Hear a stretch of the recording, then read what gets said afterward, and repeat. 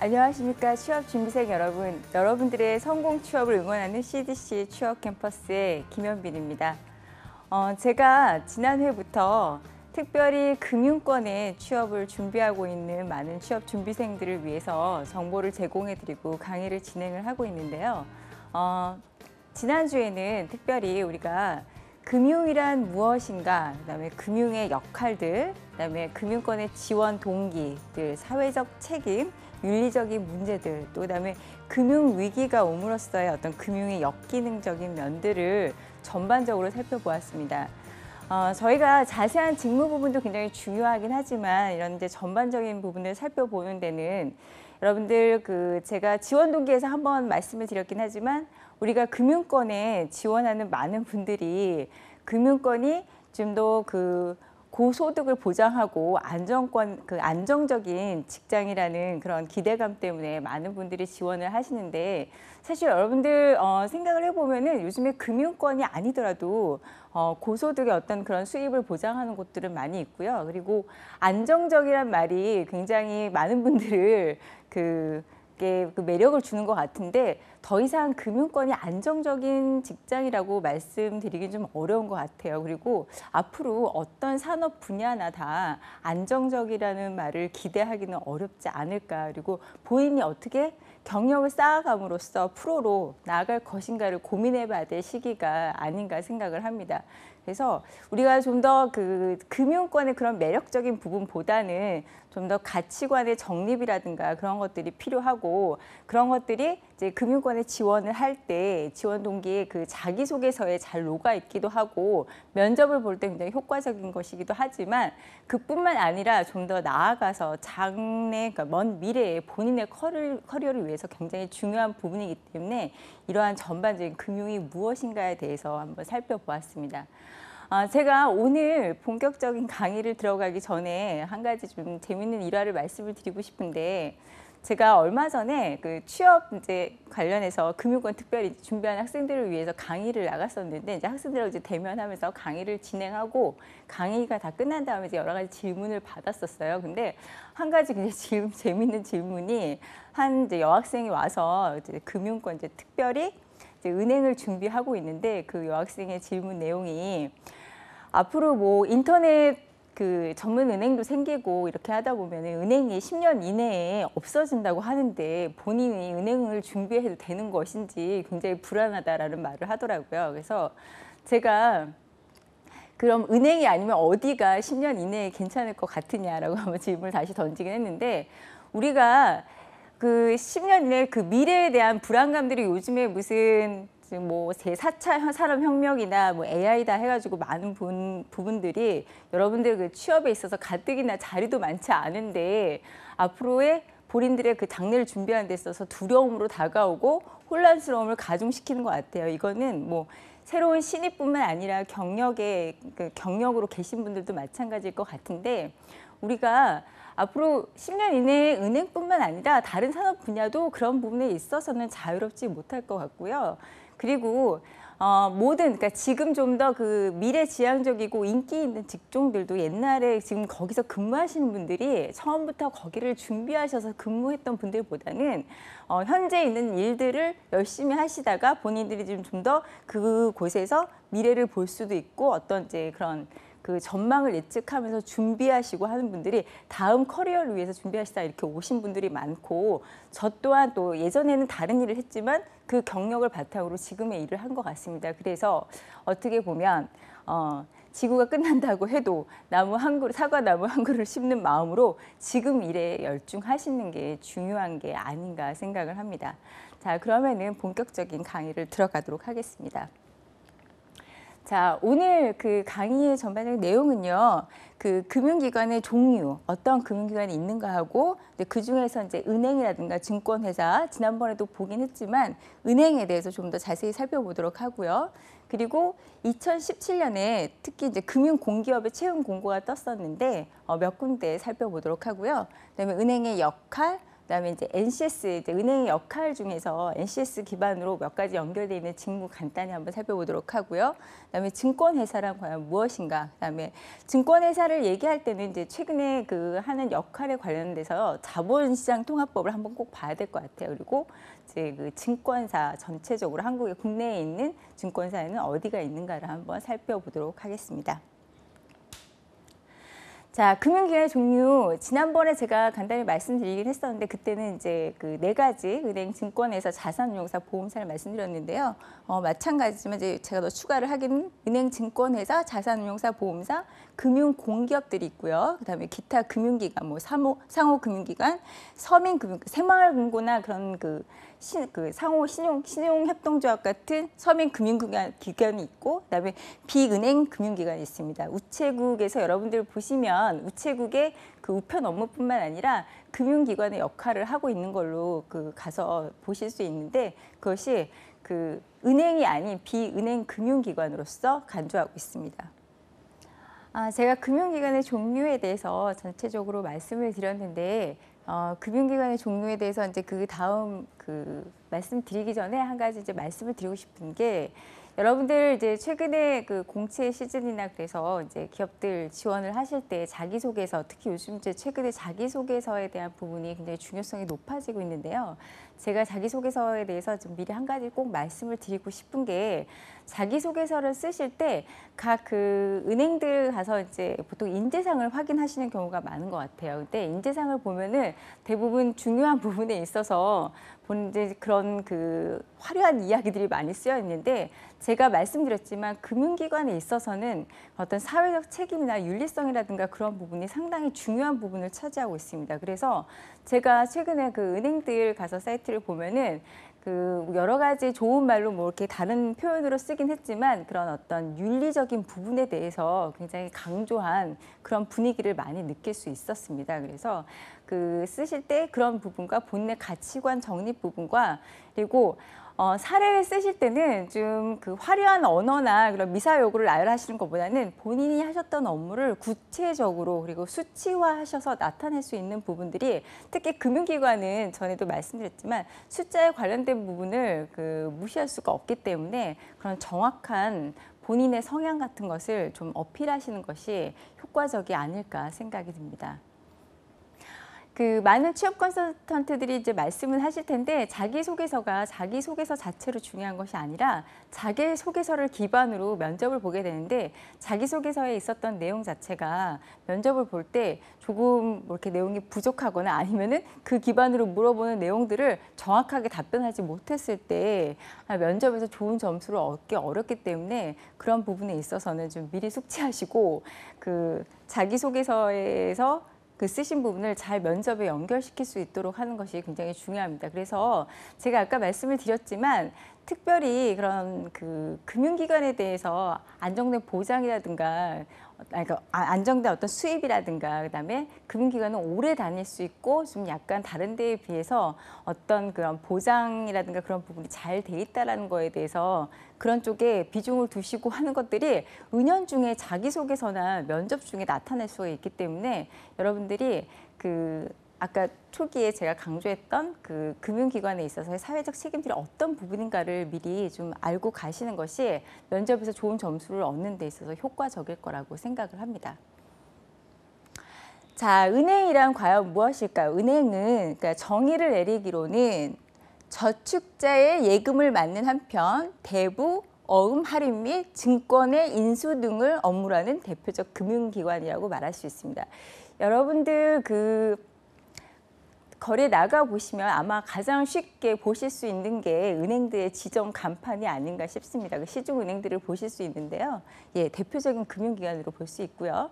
그다음에 은행은 이제 크게는 중앙은행과 상업은행으로 구성되어 있고요. 우리가 보통 이제 은행이라고 하면은 좁은 의미로는 보통 일반적인 상업은행을 말하고 있습니다. 그래서 우리가 쉽게 볼 수 있는 시중은행은 상업은행이라고 생각하시면 되는데 제가 여기서 특별히 상업은행을 한번 이제 언급을 하는 것은 이따가 이제 증권 부분에서 투자은행이라는 게 나올 텐데 그 부분과 대조적인 부분을 이루고 있어서 제가 굳이 상업은행을 한번 언급을 하였습니다. 그다음에 이런 이제 은행의 전체적인 기능은요, 자금 공급자로부터 자금 수요자에게로 자금이 원활하게 이동할 수 있게 할 뿐만 아니라 중앙은행 경우에는 은행권, 그러니까 현금, 화폐 발행의 기능을 하고 있죠. 그다음에 현금 통화를 공급하고 상업은행은 예금 통화를 공급한다. 라는 은행의 기능에 대해서 잠깐 살펴보았습니다. 자, 우리가 은행의 종류, 은행은 과연 어떤 곳이 있는가 여러분들 많이 보실 수 있을 텐데요. 이제 은행은 처음에 중앙은행으로서는 한국은행이 있고요. 한국은행은 은행 중에 은행이죠. 그다음에 일반 은행으로는 이제 시중은행, KB 국민은행, KB 하나은행, 신한은행, 우리은행, 스탠다드 차타드은행, 한국시티은행 6개의 시중은행이 있는데 여러분들 그 외국계 은행들이 이따 따로 잠깐 말씀드릴 텐데 스탠다드 차타드 은행하고 한국시티은행은 외국 자본이긴 하지만 지금 한국에는 법인으로 들어와 있습니다. 그래서 다른 그 지점으로 들어와 있는 외국계 은행과는 구분되기 때문에 그 지점 그 시중은행으로 간주를 하고 있고요.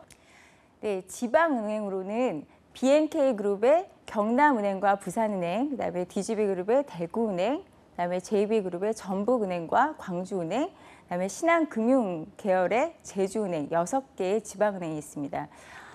제가 그 재미있는 게 최근에 이제 강의, 그 학교 취업 관련 강의 때문에 지방을 자주 내려갔었는데 보통 서울 시내나 아니면 경기권 내에서는 일반 우리가 이제 아까 제가 언급한 6개의 시중은행을 주로 많이 보는데 반해서 지방으로 이제 경북이나 경남 지역 또는 전라도 지역으로 내려가면은 제가 아마도 직업 때문에 그런 문제 때문에 그런지 그 기차에서 딱 내렸을 때 지방은행의 간판을 아주 쉽게 볼 수 있는 게 되게 이색적이었고요. 지점도 굉장히 잘 돼 있는 것 같더라고요. 그래서 지방은행이 확실히 지방 쪽에서는 많이 자리 잡고 있구나 하고 볼 수 있었고요. 그다음에 또 이제 외국 은행 국내 지점이 있는데 아마 외국 은행들은 여러분들이 좀 생소하실 거라고 생각이 들어요. 지금 아마 가장 그래도 쉽게 그 보실 수 있는 게 HSBC 은행인데 우리나라에 한 30여 개 정도의 외국 은행이 들어와 있고요. 외국 은행은 지금 미국계, 유럽계, 아시아계 중에서는 특별히 일본계 은행인 도쿄 미쓰비시, 미쓰 스미토모 은행, 미주호 은행 다 우리나라에 들어와 있는 대형 은행들이고요.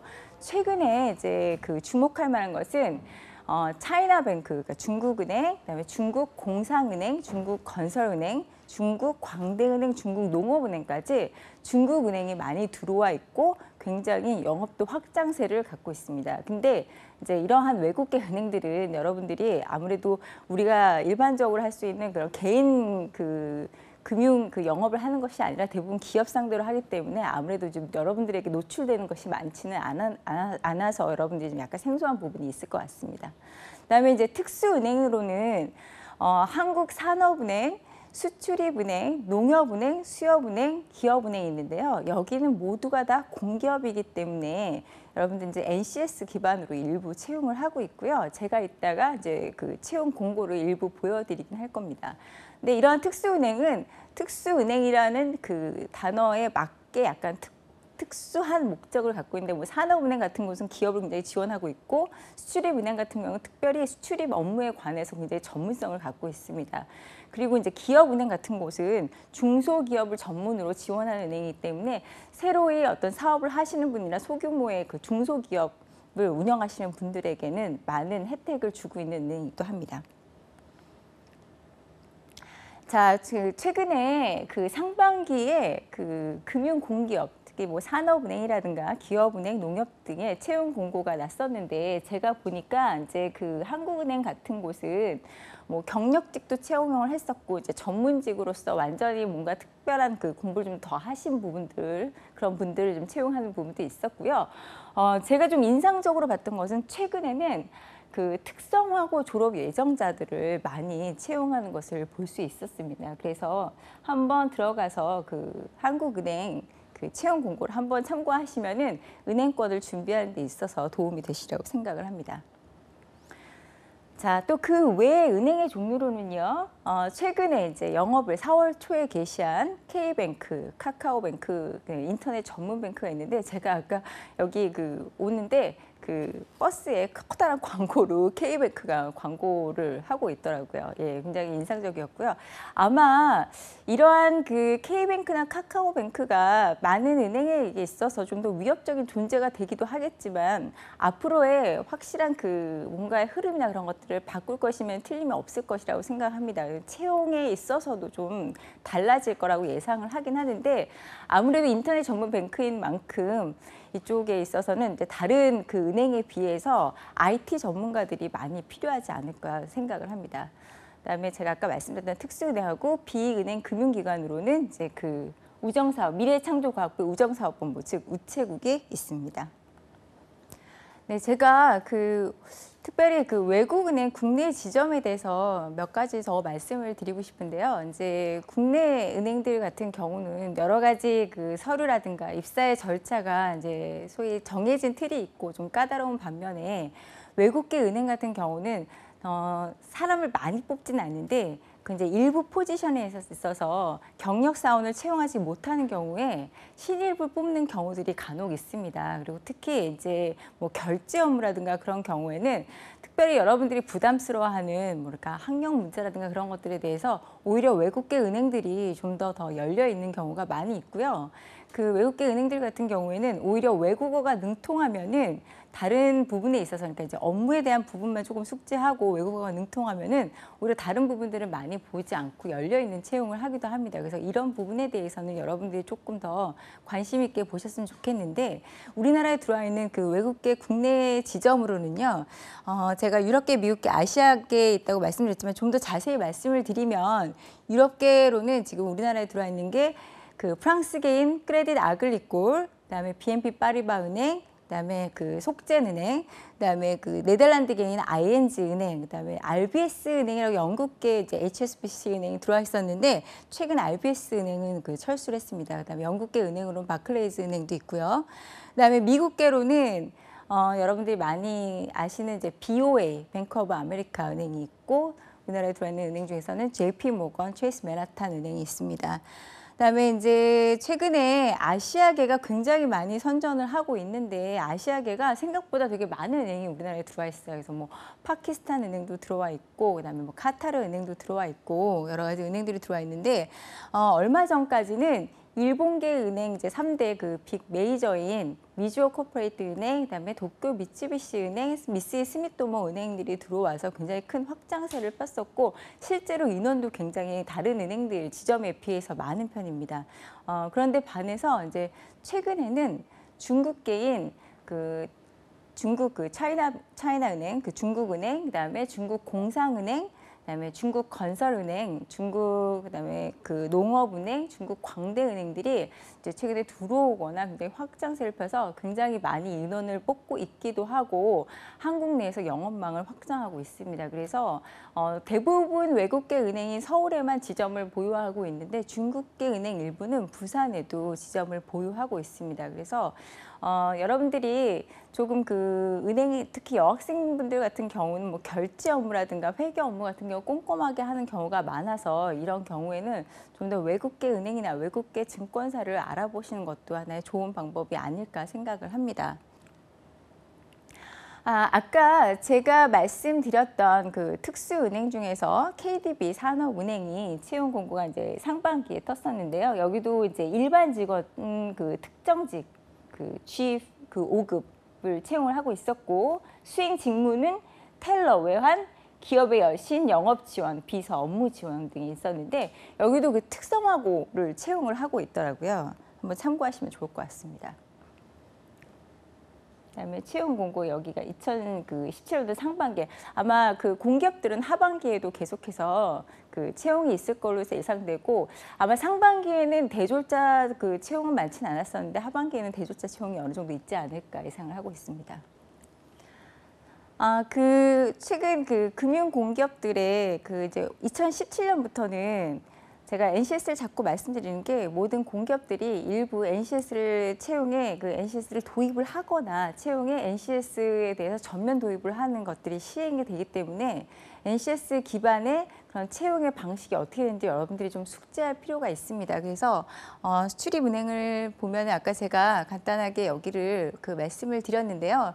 이제 그 NCS 기반의 직무 역량 평가나 그런 것들을 보면은 지식, 기술, 태도 부분이 굉장히 상세하게 나누어져 있습니다. 그래서 이런 부분에서 여러분들이 좀 숙지를 하셔서 이런 것들을 준비하셨으면 좋겠는데 NCS에 대해서 제가 자꾸 이제 강조를 드리는 거는 학생들하고 얘기를 해보면은 NCS에 대해서 상당히 하나의 또 다른 스펙으로 생각을 해서 굉장히 부담스러워하는 것 같아요. 그래서 그런 부분이 아니라 오히려 실무 중심으로 그래서 최근 제가 이제 뭐 이렇게 라디오 같은 데서 들어보면은 공기업들이 NCS 채용을 하면서 오히려 그 신입사원들이 쉽게 퇴사하지 않고 오랫동안 남아있고 한 명도 이직하지 않았다라는 것들을 이제 홍보하는 그러한 것들을 많이 볼 수 있는데 그거는 이제 기업의 입장뿐만 아니라 여러분들의 입장에서도 아까 제가 말씀드렸지만 너무 그 금융기관의 어떠한 일정적인 그 좋은 부분에 대해서 환상만 보고 가는 것들을 사실 기업들에서 가장 지향하는 바이거든요. 그래서 본인이 하고 싶은 직무에 대해서 좀 더 정확하게 익히고 그런 것들이 나한테 맞는가를 보셔야 되는데 그거를 여러분들이 각각 직무마다 다 인턴 생활을 해보기도 어려운 거고 그리고 그거에 대한 기회가 주어지기도 상당히 쉽지 않은 일이기 때문에 가서 어떤 업무가 있는 건지 좀 구체적으로 한번 보셨으면은 아무래도 본인이 나중에 커리어를 발전시키는 데 있어서 도움이 되지 않을까 싶습니다.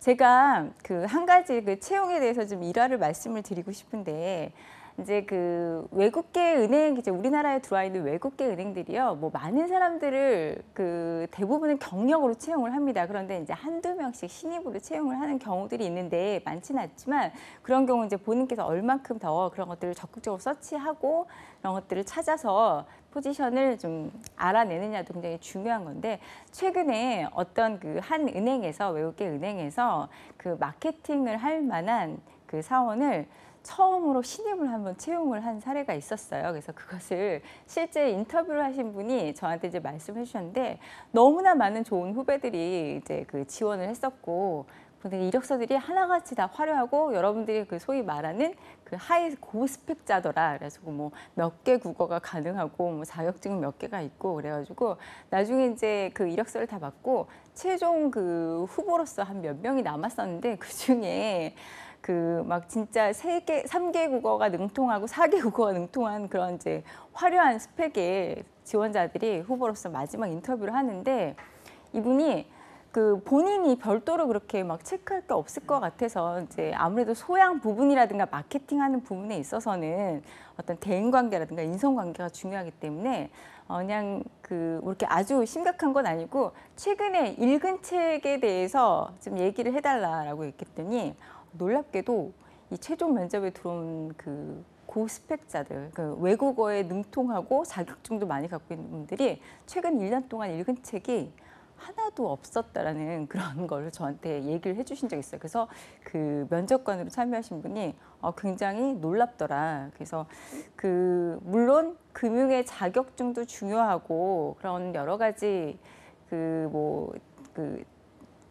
언어라든가 그런 것들이 능통하면 일을 하는 데 있어서 굉장히 유리하긴 하지만 그런 본인을 위한 어떤 소양이라든가 가치관 정립에 있어서 그런 책을 안 읽는다는 거는 본인은 글쎄 그렇게 용납할 수 있는 건 아닌 것 같다라고 저한테 말씀을 해주셔서 제가 특별히 이제 금융권을 취업을 준비하는 많은 학생들한테는 금융권에 관련된 여러 가지 좋은 책들을 권해드리는 경우가 많은데 여러분들이 물론 지금 많은 급한 마음에서 여러 가지 스펙을 준비하느라고 노력하시고 시간에 쫓기시는 부분도 있겠지만 그런 어떤 신문이라든가 그런 정보를 취합하는 데 있어서 좀 다양한 채널을 이용하시는 게 좋을 거라고 생각이 듭니다. 네, 아까 특수은행 중에 하나였던 수출입은행의 경우에는 요번에 대졸자 채용이 있었는데요. 주로 법학 관련된 그쪽 채용이 있었고요. 그다음에 지원 분야에서 학사학위 이상 소지자들을 채용을 했습니다. 여기서 주목할 것은 수출입은행 같은 경우는 정확하게 NCS 기반 채용에 대해서 이렇게 가시면 홈페이지에 나와 있고요. 서류 전형, 뭐 필기 전형 다 NCS 기반으로 해서 뭐 직무 수행 능력 평가라든가 직업 기초 능력 평가, 그다음에 면접도 NCS 기반으로 직무 역량 평가 같은 것이 여기에 나타나 있습니다. 그래서 한번 참고하시면 좋을 것 같습니다. 자, 그러면은 금융기관의 종류와 역할과 여기에 대해서 간단하게 NCS 기반 직무를 한번 비교를 해보도록 할 텐데요. 이제 은행의 역할은 여러분들 뭐 기본적으로 잘 알고 계시지만 제가 한번 더 말씀을 드리도록 하겠습니다. 그래서 화폐 발행 업무는 뭐 화폐 진짜 우리가 생각하는 일반적인 돈도 있고요. 다른 무슨 뭐 당좌 어음이라든가 그런 것들도 화폐로 보고 발행한 거, 그러니까 상업은행의 경우에 하나의 기능으로 들어갈 수 있습니다. 그래서 자금 중개 및 지급 결제 업무라든가 신용 중개 업무, 뭐 신용 상태 개선 업무, 자산 부채, 불일치 및 만기 전환, 신용 창조 기능 등이 있습니다.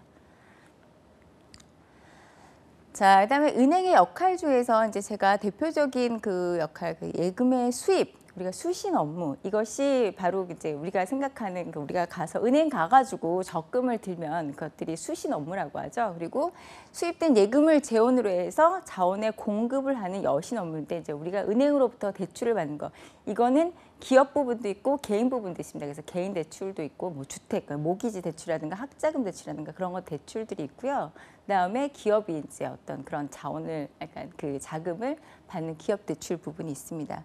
그래서 예금의 수익과 자금의 공급을 통해서 단기 신용을 장기로 전환시키기도 하고 자금을 효율적으로 배분하는 자금의 중개 역할을 하고 있습니다.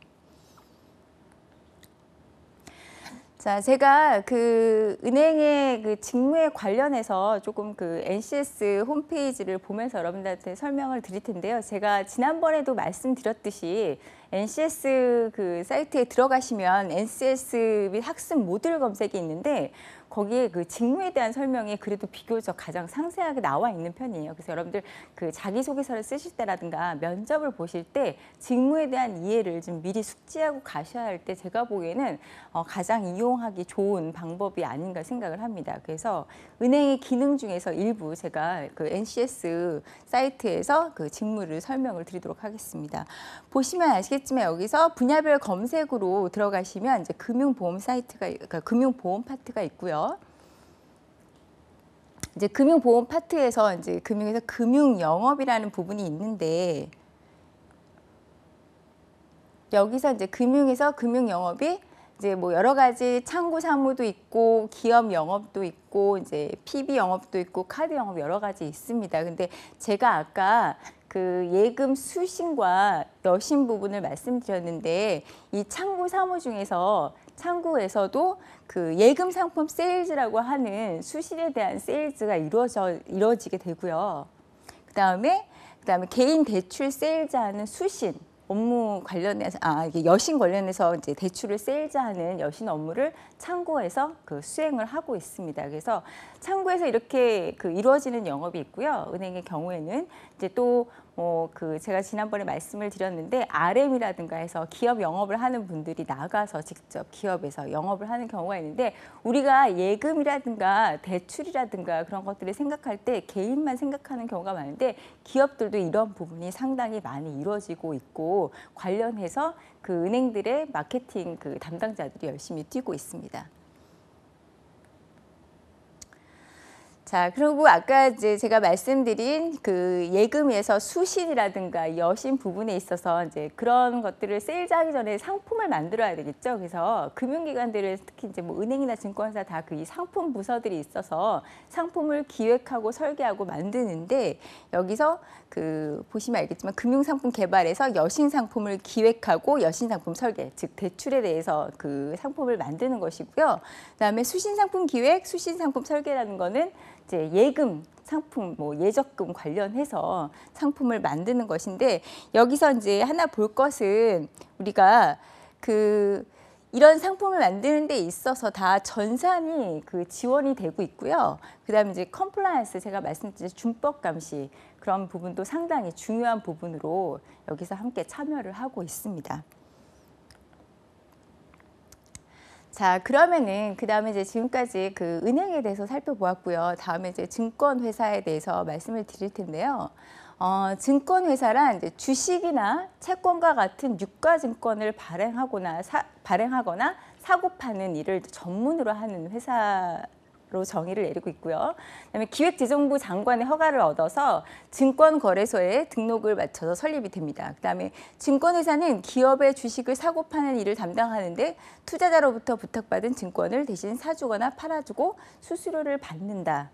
그 증권사에 대해서 그 설명을 하고 있는데, 제가 이제 지난번에 말씀 한번 드리긴 했었는데, 그 같은 금융기관에서 은행하고 증권사하고 하는 업무도 약간 그 겹쳐지는 부분도 있다 보니까 상당히 비슷한 부분을 생각하는 분들이 많이 계신데, 사실은 일정 부분 비슷한 부분이 있기도 하지만 상당히 다른 부분도 많이 있습니다. 그래서 특별히 제가 지난번에 어떤 집을 사는 거하고 중개하고 제가 한번 비유를 한 적이 있었는데요. 은행 같은 경우는 직접 돈을 갖고 뭔가를 사고 팔고 하는 걸로 그러니까 그 비유를 했고요. 그다음에 증권사 같은 경우 중개를 하는 그런 부분이기 때문에 돈을 가진 입장에서 훨씬 더 보수적이다라고 말씀을 드렸는데, 실제로 어떤 그 대출이나 그런 것들을 세일즈할 때 그 기관과의 어떤 신용평가라든가 그런 부분을 할 때 확실히 그 은행 쪽이 그 보수적인 성향을 많이 띠기도 합니다. 그래서 비슷한 직무라고 해도 은행 쪽에 계셨던 분들이 증권사로 갔을 때 좀 힘들어 하시기도 하고, 증권사에 계셨던 분들 같은 경우 은행에 가셔서 좀 답답함을 느끼시는 경우도 많이 있긴 합니다. 자, 여기서 제가 이제 증권회사에 대해서 말씀을 드릴 때 한번 이제 투자은행을 말씀을 드려야 될 것 같아요. 왜냐하면은 우리가 아까 이제 증권사에 대해서 정의를 내렸을 때 주로 매매 관련해서 주로 말씀을 많이 드렸는데, 생각하시기에 이제 증권사를 조금 경험해 보시거나 최근 그 금융기관을 준비하시는 부분은 증권사의 기능이 과연 저것만 있을까라고 생각하시는 분들도 있을 것 같고요.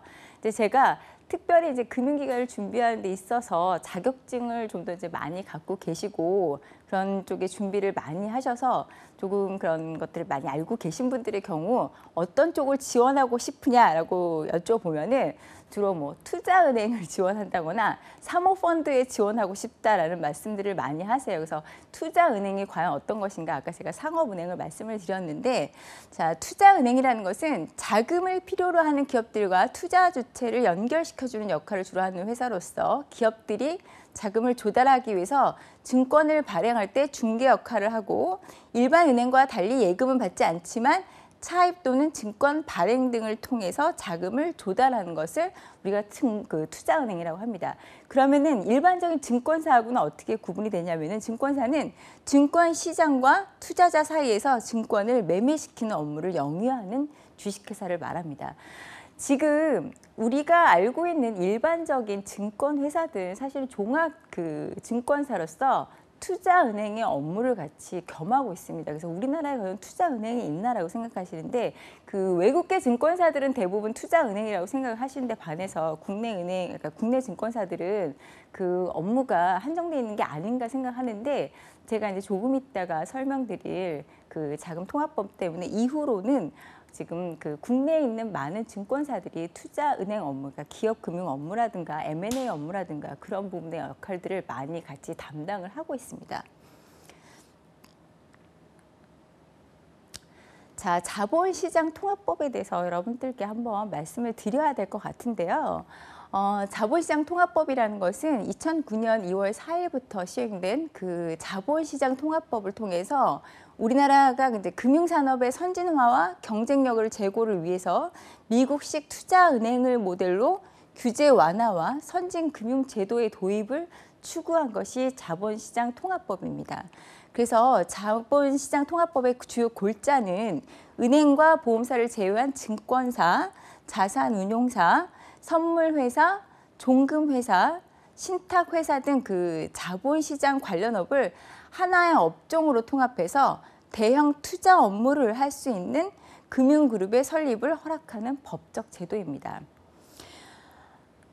이 그 도입 배경을 우리가 살펴봐야 될 텐데요. 도입의 이제 근본적인 배경은 그 한국 금융산업의 이제 선진화라고 얘기하는데, 이게 그 2000년 사실 그 영국에서 처음 제정이 됐습니다. 근데 그 우리나라가 자본시장 통합법 이전에는 증권회사가 뭐 선물회사라든지 아니면 종합금융회사라든지 뭐 선박금융회사라든지 각각 별도의 법제의 그런 그 규제를 받고 각각 별도로 움직였기 때문에 이제 가장 큰 문제는 이제 업무에 있어서 규정된 부분이 있고 한도가 있어가지고 그 외의 업무에는 할 수 없는 그런 제한적인 것들이 많이 있었습니다. 그래서 그의 반면에서 오히려 그 외국계 증권사 같은 경우에는 업무 영역이 뭐 투자은행 업무라든가 기업금융 업무 여러 가지 그 업무들을 포함하고 있기 때문에 수익성이 많은 업무에 집중적으로 그 뛰어들다 보니까 아무래도 국내 증권사하고 외국 그 투자은행 그 중심의 전문 그 증권사하고는 그 수익률이 있어서 많은 차이가 났고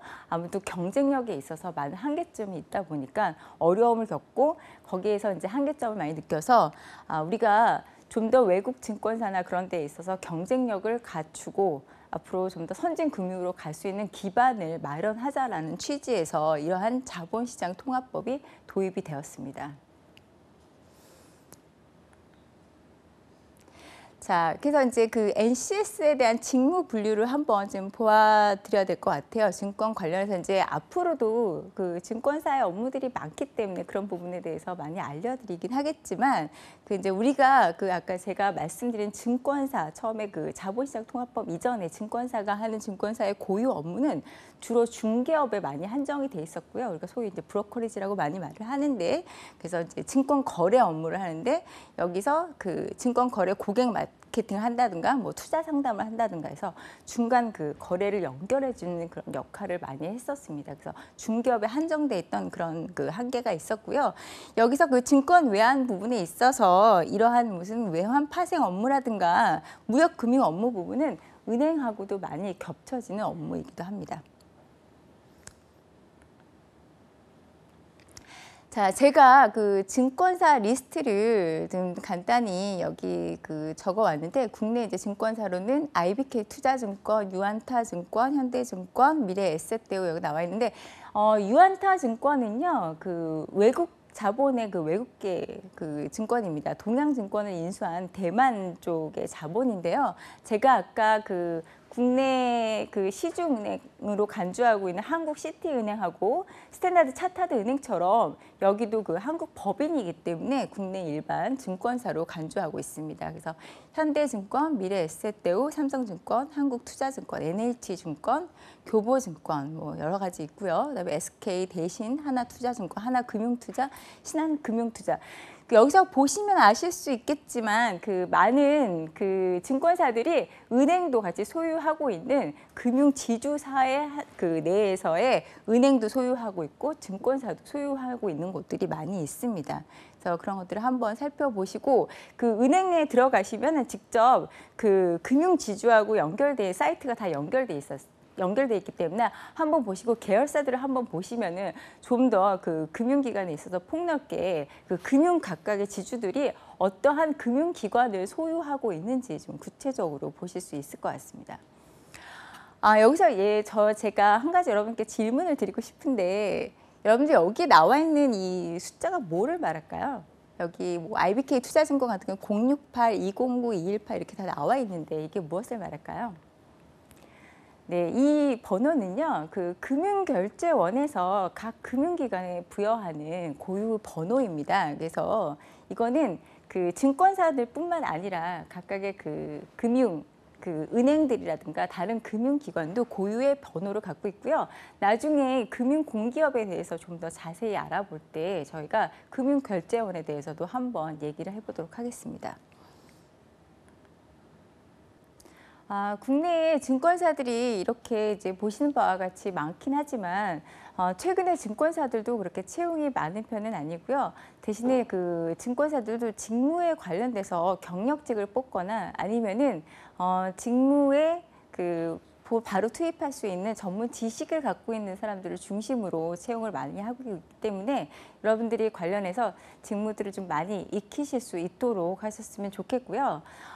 증권사 같은 경우는 조금 더 그러니까 어떤 프로로서 빠르게 그 대처할 수 있는 그런 인재상을 훨씬 선호한다는 걸 조금 더 인지하셨으면 좋겠습니다. 그리고 국내 증권사들이 이렇게 많긴 하지만 최근에는 증권사들도 그렇게 채용이 많은 편은 아니어서 특별히 그 금융기관 쪽을 준비하는 학생들한테는 좋은 소식은 아니지만 증권사도 요즘에 최근에 이제 은행 그 인터넷 전문 뱅크처럼 그 IT 기반으로 하고 있는 그런 전문 그 인터넷 그 증권사들의 기반을 마련을 하고 있습니다. 그런데 이런 부분은 이제 한쪽에서는 채용이 줄긴 하지만 또 한편으로는 다른 채용이 그 생길 수 있는 기회라고 생각을 합니다. 그래서 이런 부분을 잘 한번 여러분들이 어떻게 변하는가에 대해서 그 살펴보셨으면 좋겠고요.